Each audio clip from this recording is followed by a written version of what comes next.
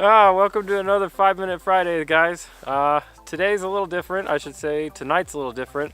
I just got this, and I'm going to test it out. So this is the Tamron 35 1.8. It's their new one. I've rented it a few times before. I've been really impressed with it, but the one thing that I haven't done that I love doing is astro stuff. So I figured I'd bring it out here and bring you guys along with me so we can test it out and see how it does for astrophotography. I'm going to use the drift method. Freaking incredible. Round F16 for that to get that sunburst. Alright, so one thing that I want to know is, first of all, for 35mm, this is kind of long for doing astro stuff. It's kind of a narrow zoom, but I mean a narrow focal length, but 35 is still doable, especially if you do panoramas, which is what I'm going to do tonight. But I'm going to be comparing quality wise to this guy. I just have all kinds of cool things in my pockets this evening, but this is my Rokinon 14mm T3.1 Cine lens, and I just want to, that's kind of what I use for like really good astro stuff. It has really low coma, so coma is the star distortion in the corners, and that's what I want to test because most astrophotographers care about that more than anything else. So we're going to see how this does with coma and just overall image quality, and to do that I'm going to compare it to my 14. So obviously you can't compare it to focal lengths because, like I said, I'm going to have to do a huge pano here, and I won't have to do that with the 14, but I want to compare the distortions and all that stuff at nighttime. So we've got this bridge. I have no idea if you can see that, probably not, but there's a bridge back there, and there's stars, a crap ton of stars, because super clear, and we're in New Mexico. There's no light pollution. Well, there's a little bit right now. We're like 15 minutes away from my house, so I'm gonna do a pano of this arroyo of this bridge here, and it's gonna be probably like 7 shots, and it's a vertical pano so that we can get the entire bridge, because remember we're at 35mm. So let's see what that looks like. Hopefully it's nice and razor crispy, or sharp, or crispy, whichever. Crispy. I like it. Razor crispy. We'll go with that. Lady behind the camera has told me that I should mention, see, I told you there was a car. Holy hell. People, we are out in the middle of nowhere right now, so that's a little creepy. Two weirdos standing out here in the dark, isn't it? Yeah, but this is New Mexico, so I get a little creeped out when cars drive around me in the middle of the night in the middle of nowhere. Maybe they were out taking pictures too. Yeah. Alright, crisis averted. We still rolling? Alright, good news is we're still alive. So car encounter in the middle of nowhere went successful. Okay, they're gone. Anyways, what was I saying? Lady behind the camera wanted me to tell you about settings. So I got this, well I had this on the camera, on the 1DX2, wide open 1.8. I use the 600 rule, or you could, if you want to be super safe, you could use the 500 rule. Divide 500 by your focal length, and that'll give you the amount of seconds that you can leave your lens open before you get star trails. So I did 13 seconds, f1.8, ISO 3200, I think. I'll double check that, but I'm pretty sure it's 3200. Those are my settings.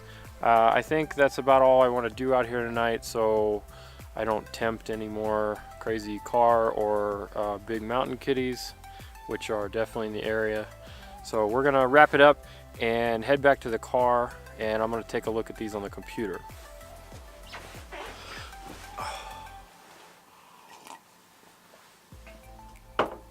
Okay, so it's the next morning. I've had a chance to look at the images, and I have kind of a mixed feelings, but mostly I'm gonna say they were good. The issues were on my part because I was kind of rushed and a little freaked out last night. But this image, this is the Tamron, this is the pano that I did, and the first obvious thing you'll see is there's quite a bit of warpage there because I didn't take the time to properly level my tripod, and the bridge is slightly out of focus, and again, that's my fault because I should have taken another pano and then with the bridge in focus and then photo stack them, but I didn't do that. So the stars are nice, they're in focus, so I'm happy to say that the infinity marking on the Tamron lens was satisfactory in helping you to find your focus at night, which is difficult on some lenses, so that's a positive. On the downside, where astrophotographers are concerned, is there is a lot of coma, and as I mentioned outside last night, the coma is this stuff here where the stars are super stretchy looking and kind of warped towards the edges.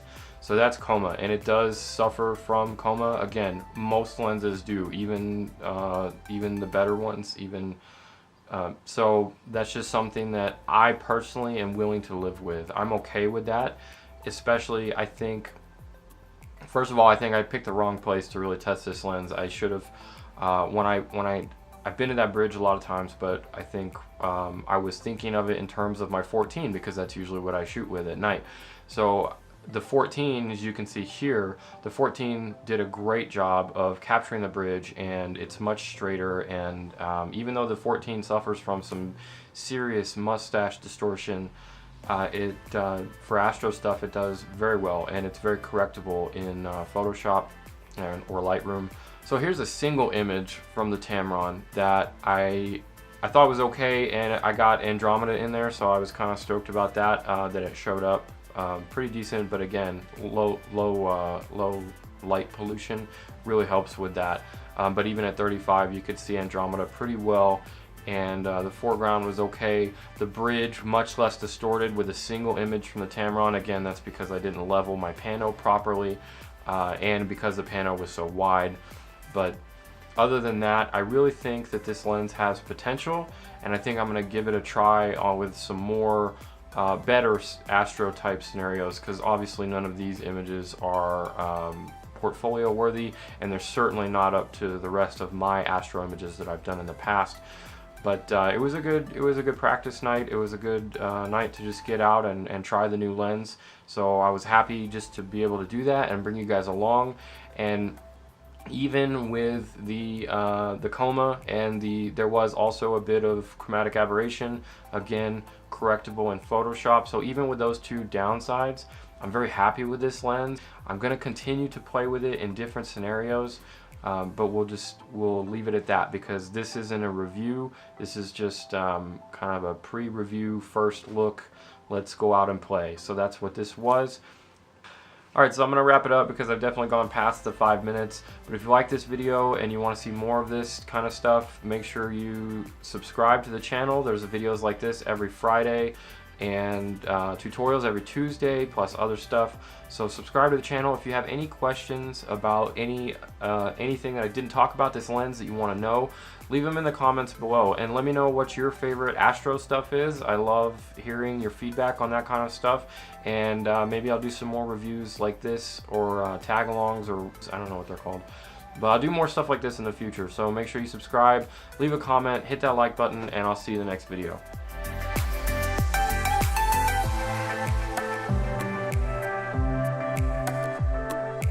I can't see anything.